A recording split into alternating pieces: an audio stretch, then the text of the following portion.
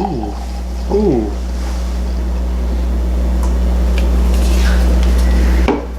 It's gonna be good. Yeah. Hey, I'm Adam. I'm Bryan. Back with another episode of Buds and Suds. And so I'm kind of excited about this can. This is Nobody's Robot from Dancing Gnome out of Pittsburgh. Haven't had anything from them. This is a 8.2% double IPA brewed with Nelson, Citra, and Melba hops. I'm not familiar with Melba, but Nelson, give it that Sauvignon Blanc character, and Citra, obviously, but and Melba. So we got this can. I went up to Dragon Saddle release day at Hoofhearted Brewing, and outside of Columbus, down in Marengo, and Justin, thank you, Justin, came up and having a good time. Was like, Buds and Suds, Adam, I love you guys.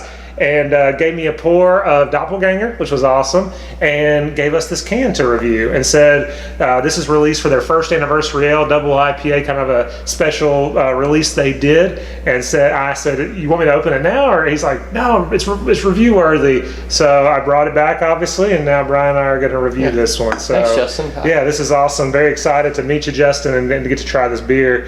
One of the guys we were with, I had never heard of Dancing Gnome Brewery, but one of the guys we were with, CJ, who you guys have seen, said he's heard of it and they make great things. So looking forward to it. All right, let's do it. So it pours that, as I described, orange juice and combo. milk. Yeah. Wow, that's just okay. I mean, just very cloudy and creamy looking, no head, 8.2%. Let's get the nose.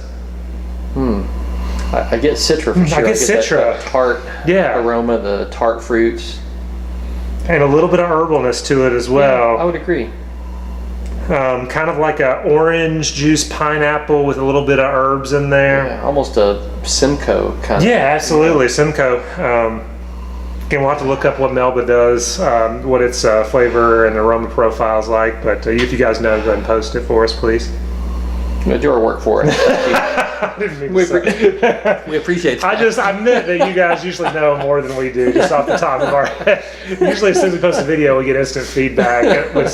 So anyway. All right, let's do it. Cheers. Thanks, Justin. Thanks, Cheers. That's good. Oh my gosh, that's good. So they didn't give bitterness, though. That's pretty bitter. It's pretty bitter. First off, I mean, just like it looks, it's got this amazing creamy mouthfeel. Oh yeah, phenomenal mouthfeel. Just this nice, creamy, smoothie-esque mouthfeel. It's like drinking juice. It really is. And then I get the Citra. I get Citra. I get this big Citra. And then something more resinous on the back end. And then this nice bitterness that kind of scratches and holds the tongue there. Just kind of lingers. This. That's good. Yeah, definitely a resinous lingering presence on the tongue. That's bitter though.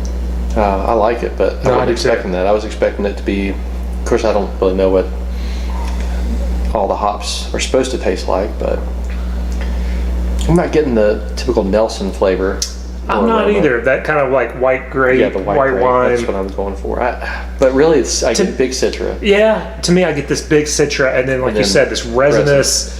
I mean, it was more herbal to me on the nose, but it's more of this kind of resinous bitterness. But really good. I dig this. I do too. Great mouthfeel. I'm like a 4 or 5. Wow. Okay. I was at 4.33, 4.25. I'm still kind of making my mind up.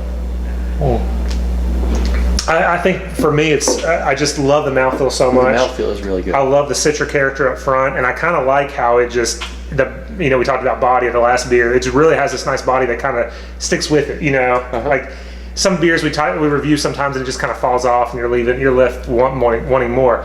This one, I'm sitting there, and it's still there on my tongue.